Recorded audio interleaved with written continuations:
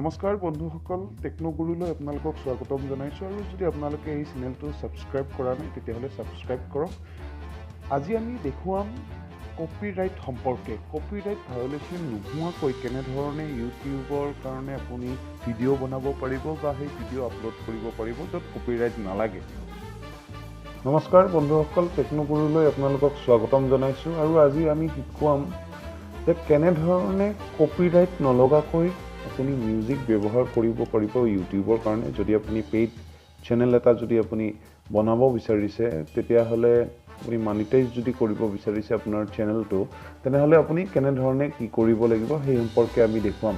তো গতিকে প্ৰথমতে আপুনি কি কৰিব লাগিব, প্ৰথমতে আপুনি ইয়াত যিটো সাইন ইনৰ অপশ্যন থাকে আপুনি সাইন ইন কৰিব লাগিব। মোৰ সাইন ইন কৰাই আছে গতিকে মই দেখুৱাই দিছোঁ, সাইন ইন হৈয়ে আছে, আপুনি সাইন ইন কৰিব।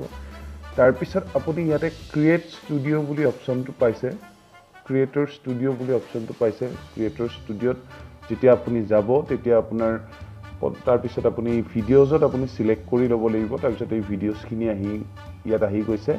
ইয়াৰ আগত মই দেখুৱাইছিলোঁ হোৱাটছএপৰ জানিবলগীয়া ট্ৰিক আমি দেখুৱাইছিলোঁ, 3টা ট্ৰিক আমি দিছিলোঁ, গতিকে সেই সম্পৰ্কে আপুনি চাব পাৰে। কিন্তু আজি যিটো আমি বিষয় লৈছোঁ সেই বিষয়টো সম্পৰ্কে মই আপোনালোকক ক'ব বিচাৰিছোঁ কপিৰাইট নোহোৱাকৈ কেনেকৈ আপুনি মিউজিক ব্যৱহাৰ কৰিব লাগিব। চ' সাইন ইন কৰাৰ পিছত আপুনি ভিডিঅ'ছত আহিব, ক্ৰিয়েটৰ ষ্টুডিঅ'ত গৈ আপুনি ভিডিঅ'জত আহিব। তাৰপিছত এই যিটো অপশ্যনটো দেখা পাইছে এইটো ক্ৰিয়েট বুলি অপশ্যন এটা আছে।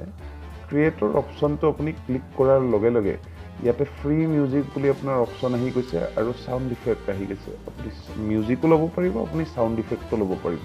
কেনেকৈ ল'ব পাৰিব এইটো মই দেখুৱাইছোঁ।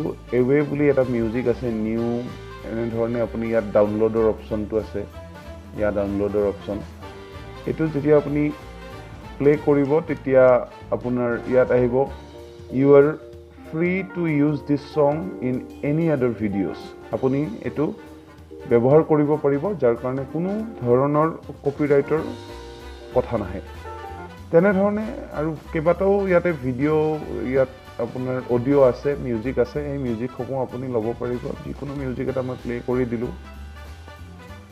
যিকোনো এটা মিউজিক প্লে কৰাৰ লগে লগে আপুনি শুনি চাই এইটো ডাউনলোড কৰিব পাৰিব, আপোনাক এইটো লাগে নে নালাগে।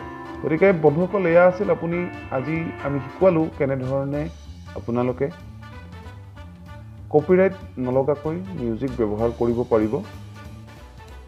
কিন্তু তাত এটা কথা আছে, যেতিয়া আপুনি ইউটিউবত ভিডিঅ' আপলোড দিব সেই মিউজিক লগাই ডেছক্ৰিপশ্যনত খালি মিউজিকটোৰ ডিটেইলছ লিখিবলৈ আপুনি নাপাহৰিব।